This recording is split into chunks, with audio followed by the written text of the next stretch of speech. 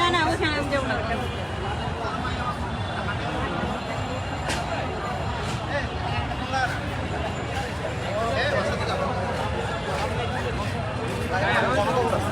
যাওয়ার ঠিকানা যাওয়ার ঠিকানা যাই মানে এত বাজে গন্ধ মানে অজ্ঞান হয়ে যাবো এরকম।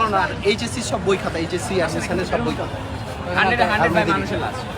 ওখানে তো 100% মানুষের লাশ আছে, মাটি নরম, মানে সব স্টুডেন্ট ভিতরে ভিতরে আমি ওই টিকতে পারি না 2 মিনিট ছিল। অনেক বন্ধু ভাই।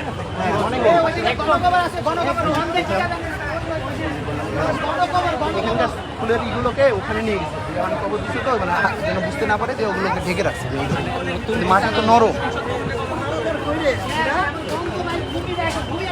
আর আরো ফের বলতেছে কি হয়, আমি আশ্চর্য হয়ে গেলাম। আরে ভাই দেখতে হবে না বিষয়টা। ওখানে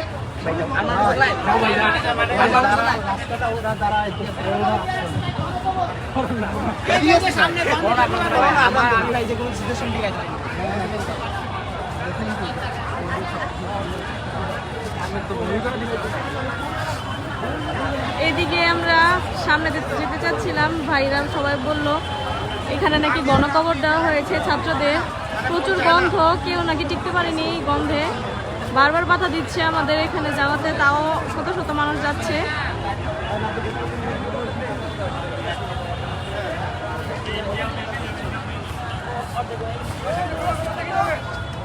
ওই যে ওই দিকটায় যে দেখছেন, ওই দিকটায় গণকবর দেওয়া হয়েছে ছাত্রদের, অনেক অনেক লাশ, হিসাব ছাড়া লাশ।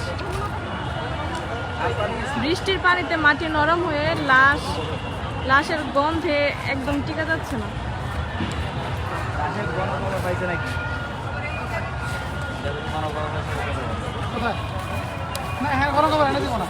আরে এর পাইছে না এর বাসভবন ভিতরে কোন জায়গায় বুঝো নাই?